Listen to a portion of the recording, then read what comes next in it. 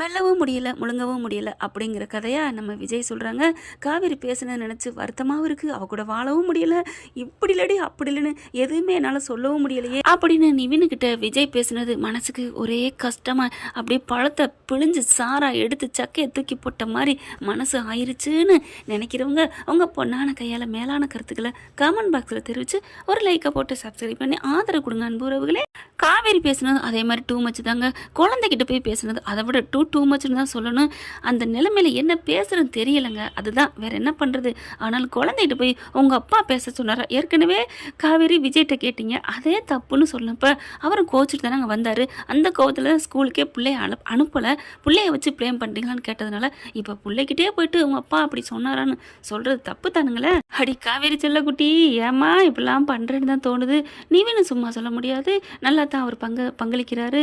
விஜய் பாவமாக இருக்குது, என்ன பண்ணுறதுன்னு தெரியல, அங்கிட்டும் போக முடியல இங்கிட்டும் போக முடியல. கதையை இப்படி ஒன்றுமே இல்லாமல் உப்பு சப்பு இல்லாமல் நவத்திட்டே போனால் எப்படிங்க டிஆர்பி ஏறும்? வீக்கா பேன்ஸும் கொஞ்சம் ஏக்கத்தோடு தாங்க இருக்கிறாங்க. பிடிக்குது தான் தலைவியை பார்க்குறது, அதுக்காண்டி கொஞ்சமாவது சொல்லுவாங்க இல்லையா, தான் விரல் கண்ணை குத்துனாலும் வலிக்கத்தான் செய்யும், அழுக வரத்தான் செய்யும். அப்படிங்கிற மாதிரி நம்ம செல்லக்குட்டிங்களை வச்சு டைரக்டர் விளையாடுறாருன்னு நினைக்கிறேன். ஒரு கதையும் இல்லாமல் கொண்டு போகிறாங்க. ஒரு மூமெண்ட் கொஞ்சமாவது ஸ்டெப் பை ஸ்டெப்பாக வரணுங்க. அப்படியே குண்டு சட்டிக்கிலே குதிரை ஓட்டுற மாதிரி என் பிள்ளைய நானே குறை சொல்கிற மாதிரி ஆக்கி போட்டாரே டைரக்டர்னு தான் தோணுது.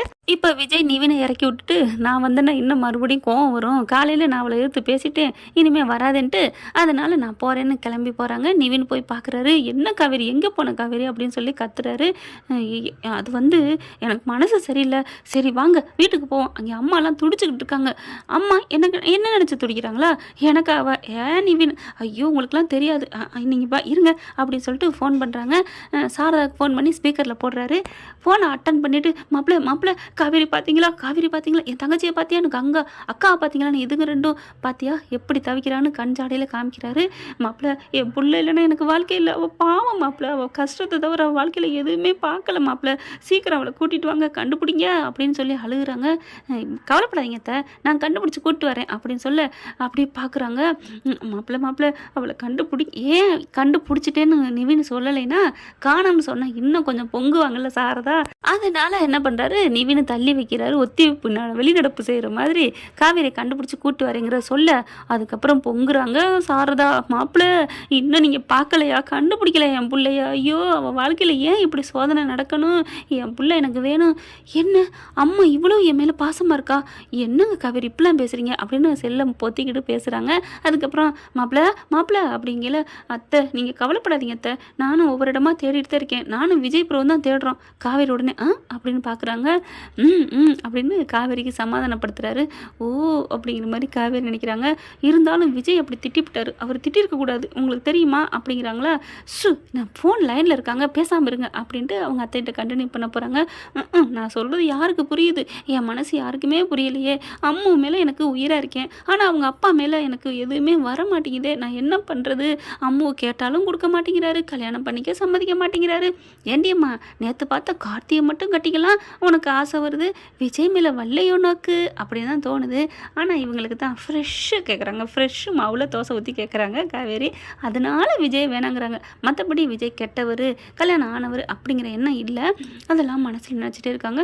விஜய் அப்படி பேசிட்டாருன்ட்டு அதுக்கப்புறம் என்ன காவேரி இங்கே அங்கிட்டு பாட்டுக்கு நினச்சிட்டு இருக்காளே, சாரதா அத்தை பேசுகிறத கேட்கணுமே அப்படின்ட்டு காவேரின்னு கூப்பிட போகிறாரு.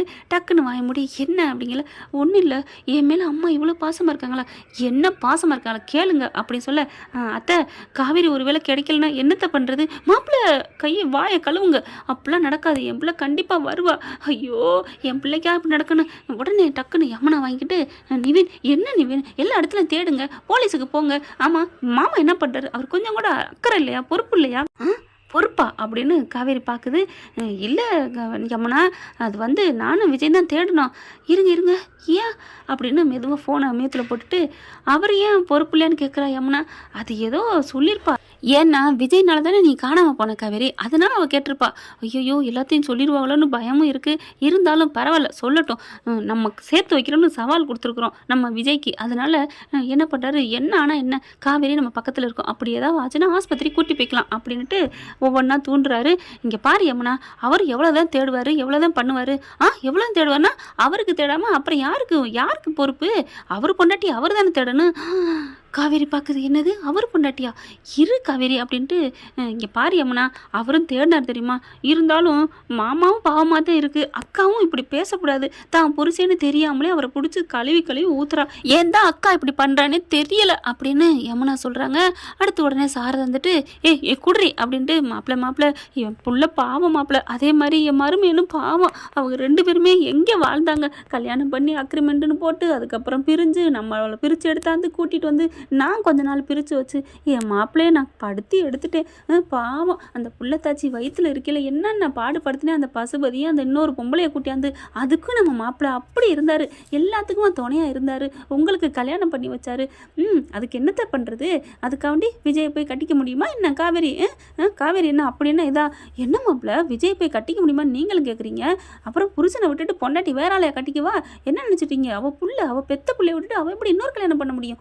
காவேரிக்கு தூக்கி வாரி போடுது. அப்படியே என்னங்க மாதிரி அப்படின்னு சொல்லிட்டு வாயில் விரல வைக்கிறாரு நிவின். அத்தை விடுங்க அத்தை, அதனால என்ன இப்போ அப்படிங்கிறாங்க. அப்படிலாம் இல்லை தம்பி, விதி 2 பேரும் சேர்த்து வைக்குது, அதனால தான் அந்த பாட்டி பிரித்தாலும் 5 வருஷம் கழிச்சு புருஷன் முன்னாடி ஒன்று சேர்ந்துருக்காங்க. ஆனால் மாப்பிள்ளை பாவம், நான் ஒரே ஒரு வார்த்தை என் பிள்ளைக்கிட்ட உண்மையை சொல்லிடாதீங்க, சொன்னால் அவளுக்கு முடியாமல் போயிடும்னு சொன்னதுக்காண்டி அவர் அடக்கிக்கிட்டு இருக்காரு. காவேரி மேலே எவ்வளோ உசுராக இருந்தார் உங்களுக்கு தெரியாத மாப்பிள்ளை, உங்களுக்கெல்லாம் கல்யாணம் பண்ணி வச்சாரு, நர்மதாவுக்கு ஆப்ரேஷனுக்கு பணம் கொடுத்தாங்க, கங்கா வாழ்க்கை குமரனை தேடி கண்டுபிடிச்சி சேர்த்து வச்சாங்க. அப்படிப்பட்ட தங்கமான மாப்பிள்ளைய இவ விட்டுட்டு எவனோ கோர்த்திக்குன்னு அவனை பிடிச்சி கட்டிக்கிறேன்னு சொல்கிறாளே மாப்பிள்ளை, எனக்கு கவலையாக இருக்குது மாப்பிள்ளை. என் பிள்ளையும் பாவம், அவளுக்கு விவரமும் தெரியல, 2 பேரும் ஒன்றா இருக்கணும் தம்பி, எனக்கு கஷ்டமாக இருக்குது மாப்பிள்ளை, என் 2 பிள்ளைகளும் சேர்த்து வை, பெத்த பிள்ளையவே கெஞ்சுறா என் பிள்ளைய என்கிட்ட கொடுங்கன்னு. அப்படி பார்க்கல என் மகளை நினச்சாலும் பாவமாக இருக்குது. அவர் கட்டின பொண்டாட்டியே நான் இன்னொரு பொண்ணு உனக்கு பார்க்குறேன், எனக்கு மாப்பிள்ளை பாருன்னு சொல்கிறது எவ்வளோ ஒரு கொடுமை, பாவமாக இருக்குது அப்படின்னு சொல்ல அதுக்கப்புறம் ஃபோனை வாங்குறாங்க. வாங்கிட்டு பட்டுன்னு கட் பண்ணிவிட்டு நிவினை பார்க்குறாங்க முறைச்சி. என்ன நிவின், என்ன நடக்குது? அப்போ விஜய் ஏன் புருஷனா? அவர் கதை சொன்னாரே, ஒரு அக்ரிமெண்ட் கல்யாணம் அவங்க பொண்டாட்டி நடந்தது, அப்போ அது பூரா நான் தானா அப்படிங்கல நிவின் பார்க்குறாரு. ஆமாம் காவேரி, நீங்கள் தான், நீங்கள் 2 பேர் தான் புருஷன் பொண்டாட்டி போதுமா அப்படின்னு சொல்லிட்டு ஃபோட்டோவை எடுத்து காமிக்கிறாங்க. இங்கே பார், என் கல்யாணத்தை நடத்தி வச்சது நீங்கள் தான் அப்படின்னு ஃபோட்டோவை காமிக்கிறாரு. அதாவது யமுனாவும் உங்களுக்கு கல்யாணம் கோயிலில் பண்ணது, விஜயும் காவேரி நிற்கிறாங்க, ஃபோட்டோ எடுத்தது. ஆமாம் நான் தான் நிற்கிறேன் அப்படிங்கிறாங்க. நீங்கள் 2 பேர் தான் எனக்கு கல்யாணம் பண்ணி வச்சிங்க, நீங்கள் 2 பேர் தான் புருஷன் பொண்டாட்டி அப்படியே ஆடி போகிறாங்க. அதுக்கப்புறம் அவங்க வளைகாப்பில் இவங்களாம் ஆடுனது பாடினது இருக்குது பாத்தியா பாரு அப்படிங்கிற அதான் புருஷன், அதாவது விஜய் வந்து காவேரி ஆடிக்கிட்டு இருப்பா, அந்த வயிற்றை காமிப்பார் பார்த்தீங்களா, புள்ள இருக்குது ஆடாதமாண்டு, ஓகே அப்படின்னு சொல்லிட்டு காவேரிங்கிட்ட ஒதுங்கி வருவாங்க. அதுவும் இருக்குதுங்க. அதாவது இவங்களோட வளைகாப்பில், கங்காவோட வளைகாப்பில் நடந்தது. அப்புறமா காவேரி வளைகாப்புலையும் எல்லாத்தையுமே எடுத்து காமிக்கிறாரு. ஆக மொத்தம் 5 வருஷமாக வச்சுருக்காரு ஃபோனுக்குள்ள நிவின் அப்படின்னு ஒரு பெருமையான விஷயந்தான். நிறைய பேர் 2 வருஷம் 1 வருஷம் ஏன் 1 வாரம் கூட வச்சுக்க மாட்டாங்க, அழிச்சிருவாங்க. ஒன்று யதார்த்தமாக அழியும், இல்லைன்னா ஸ்டோரேஜ் ஃபுல்லுன்னு அழிப்பாங்க வேணுக்குன்னே. இப்படி 2 நடக்கலாம், தெரியாமல் கூட பண்ணலாம் அது மாதிரி. ஆனால் இவர் 5 வருஷமாக வச்சுருக்காரு. அட்டே அப்பா, நீ உண்மையிலே சூப்பர் நிவினே அப்படின்னு தான் தோணுது. காவேரி பார்க்குறாங்க, ஒரு மாதிரி ஆகுது. அப்போது அம்மா ஏன் குழந்தையா, விஜய் ஏன் புருஷனா, நான் எப்படி மிஸ் பண்ணேன் அப்படின்னு சொல்லிட்டு தலை அப்படியே சுருங்குது. காவேரி அப்படிங்கிற அப்படியே சாயிறாங்க. தாங்கி பிடிக்கிறாரு நிவின் ஒரு நிமிஷம் கூட இங்கே இருக்கக்கூடாது, கிளம்புங்க. எங்கே காவேரி, எங்கேயா, ஏன் வீட்டுக்கு அப்படின்னு சொல்லிட்டு அலறி அடித்து கிளம்புறாங்க. காவேரி அப்படிங்கிறாங்க. என்ன காவேரின்னா என்ன, ஏன் புருஷன் ஏன் புள்ள, அதை விட்டுட்டு அது தெரியாமல் நான் கல்யாணம் காட்சின்னு போயிருக்கேனே, சே எனக்கு நினைக்க என்னையே அருவருப்பா இருக்குது. எம்புடு பேர் இம்புட்டையும் மறைச்சி எப்படி இருந்தீங்க நிவின், எனக்கு எல்லாமே இப்போ தான் புரியுது. அவள் எங்கள் அம்மா மாதிரி இருக்கீங்களா அப்படின்னு சொல்லியிருக்கிறா. கிளம்புங்க அப்படின்னு சொல்லிட்டு அறக்க பறக்க போகிறாங்க. இங்கே விஜய் வீட்டுக்குள்ளே போகிறாரு. போயிட்டாரு. போயிட்டு ஒரு மாதிரியா உட்காந்துருக்காரு. தாத்தா என்ன பண்ணுறாங்க, என்னப்பா என்ன ஆச்சு, காவேரி கண்டுபிடிச்சிங்களா? கண்டுபிடிச்சாச்சு தாத்தா அப்படின்னு நிவினை கூட்டிகிட்டு போயிருப்பாருன்னு நடந்ததை சொல்ல நிவினுக்கு கால் பண்ணுறாங்க. போகையிலே அட்டன் பண்ணு நிவின் அப்படின்னு காவேரி சொல்ல அட்டன் பண்ணுறாங்க. விஜய் என்ன பண்ணுறாரு, நிவின் கூட்டிகிட்டு போயிட்டீங்களா, என் பொண்டாட்டி கூப்பிட்டு போயிட்டீங்களா, காவேரி பத்திரமா இருக்காளா, அவளை எதுவும் திட்டிரலையே, அவளை எதுவும் திட்டிடாதீங்க, அவளுக்கு என் முகத்தில் முழிக்க பிடிக்கல, நாங்கள் இந்த ஊரை விட்டே போயிடுறோம், இப்போவே கிளம்புறேன், இனிமேல் ஒரு நிமிஷம் நாங்கள் இருக்க மாட்டேன், அவள் எங்கே இருந்தாலும் சரி நல்லா இருக்கட்டும், அதுதான் எனக்கு வேணும் அப்படின்னு சொல்லிட்டு விஜய் ப்ரோ இருங்க ப்ரோ, என்ன ப்ரோ அதெல்லாம் எங்கேயும் போகாதீங்க அப்படிங்கிறாங்க. ஏன் அப்படிங்கல, வேணாம் நீங்கள் வீட்டில் இருங்க நான் வர்றேன், அதெல்லாம் வேணாம் நீங்கள் வரும்போது நான் இருக்க மாட்டேன், ஃபோனை வைங்க, அவள் நல்லா இருக்கணும், அவளுக்கு எந்த தொந்தரவும் நான் கொடுக்க விரும்பலை. என்ன ப்ரோ உங்கள் பொண்டாட்டி இன்னாள் கட்டி கொடுக்குறேங்கிறீங்க, என்னங்க பண்ணுறது, அவளுக்கு பிடிக்கலைங்கிறாளே. ஏங்க நீங்கள் தானே சொன்னீங்க என்ன நிலையில் என்னை விட்டுறக்கூடாதுன்னு காவேரி சொன்னான்னு, அப்புறம் எப்படி நீங்கள் போகிறீங்க, சொன்னா ஆனால் இப்போதைக்கு அவள் என்னை வேணாங்கிறாளே, அவள் மன உளைச்சலுக்கு ஆளாகக்கூடாது நிவின்னு, அவள் சந்தோஷமாக இருக்கணும், அவள் உயிரோடு இருந்தால் எனக்கு போதும், அவள் நினைவா என் அம்மு காவேரி இருக்கா, அது போதும், நாங்கள் கிளம்புறோம், இங்கே இருக்க மாட்டோம் அப்படின்னு போன வைக்க, ஐயோ போகிறோங்கிறாரே அப்படின்னு சொல்லிட்டு சீக்கிரம் வண்டி ஓட்டுங்க அப்படின்னு காவேரி கத்துறாங்க. இவங்க என்ன பண்ணுறாங்க, பேக்கெல்லாம் எடுத்துகிட்டு துணிமணி எடுத்துகிட்டு, தாத்தா நானும் என் பொண்ணு எங்கேயோ போகிறோம், டேய் எங்கேடா போகிறீங்க, அதெல்லாம் வேணாம், இல்லை தாத்தா நாங்கள் போகிறோம், நான் நம்ம பழைய வீட்டுக்கே போகிறேன் அப்படின்னு சொல்லிட்டு கிளம்புறாங்க. அம்மா வாடா அப்படின்னு சொல்ல, அப்பா ஏன்பா, வேணாம்மா நம்ம இங்கே இருக்க வேணாம் அப்படின்னு சொல்ல, அப்பா வேணாம்ப்பா ப்ளீஸ்ப்பா, இங்கே பாரு நான் அப்பா சொன்னால் கேட்பில்ல அப்படின்னு சொல்லிட்டு பேக்கெல்லாம் எடுக்கிறாங்க. மகளை சம்மதிக்க வச்சுட்டு கிளம்பையில் தாத்தா எவ்வளோ சொல்கிறாரு கேட்க மாட்டேங்கிறாரு. வெளியில் வர இங்கே நிவின் அறக்க பறக்க வண்டி எடுத்துகிட்டு வராருங்க. காரில் ஏறி உட்காந்து இப்படி வண்டி போகுது, அவங்க நிவின் காவேரி இப்படி வராங்க, வீட்டுக்கு அலறி அடித்து ஓடி வராங்க. பார்த்தா தாத்தா எங்கே தாத்தா அப்படிங்கிற, அவன் போயிட்டானே அப்படிங்கிறாங்க. என்னாச்சு பட்டுன்னு பதிலே சொல்ல மறுபடியும் ஓடுறாங்க.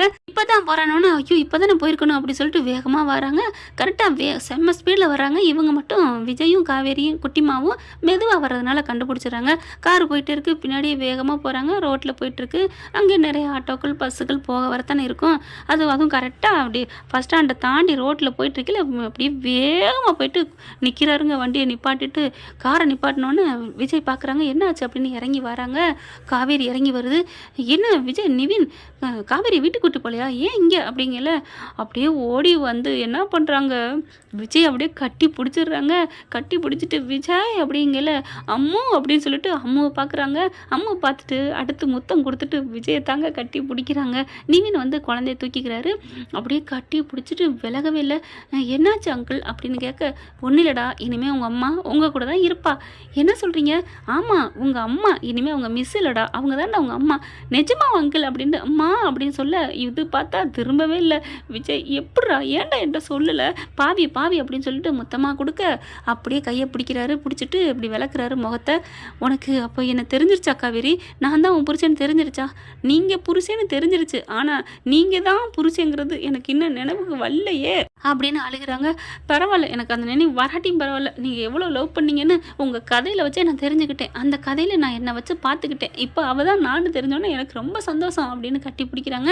ஹலோ அம்மா இங்கே ஒரு தீ இருக்கேன் அப்படின்னு சொல்லி அந்த அம்மு சொல்ல, ஐயோ சாரிடா அப்படின்னு சொல்லிட்டு திரும்பிட்டு குழந்தைய தூக்கிக்கிட்டு 3 பேர் அப்படியே கட்டிக்கிறாங்க. நிவின் கை தட்டி அப்படியே ஒரு மாதிரி ரசிக்கிறாரு. அப்பாடா ஒரு தொல்லை விட்டுச்சு நிம்மதி அப்படின்னு சொல்லிட்டு, என்ன விஜய் ப்ரோ சேர்த்து வச்சு நான் சொன்ன மாதிரி அப்படின்னு கட்டவரில் காமிக்கிறாங்களா, தேங்க்யூ ப்ரோ அப்படின்னு சொல்லிட்டு நிவினை பிடிக்கிறாங்க. அவரையும் சேர்த்து அணைச்ச மாதிரி. அடுத்து ஃபோன் அடிக்குது சாரதாவுக்கு இங்கே நடந்ததை ஓரலாக சொல்லி முடிக்கிறாங்க. என்ன மாப்பிள்ள சொல்கிறீங்க, டக்குன்னு கட் பண்ணிவிட்டு வீடியோ கால் அடிக்கிறாங்க. பார்த்துட்டு அவ்வளோ ஒரு பூரிப்பு சாரதாவுக்கு. அந்த ஆண்டவன் கண்ணை திறந்துட்டாண்டா, இனிமேல் விஜய் காவேரி வாழ்க்கையில் சந்தோஷம்தான் அப்படின்னு சாரதா நினச்சி ஆண்டவனுக்கு நன்றி சொல்கிறாங்க. என்ன ஃப்ரெண்ட் இப்படிலாம் போனால் நல்லா தானே இருக்கும். பார்க்கலாம் என்ன நடக்க போகுதுன்னு. இந்த பதிவு உங்களுக்கு பிடிச்சிருந்துச்சுன்னா அவங்க பொண்ணான கையில் லைக்கை போட்டு சப்ஸ்கிரைப் பண்ணி ஆதரவு கொடுங்க அன்பு உறவுகளே. Thank you friends.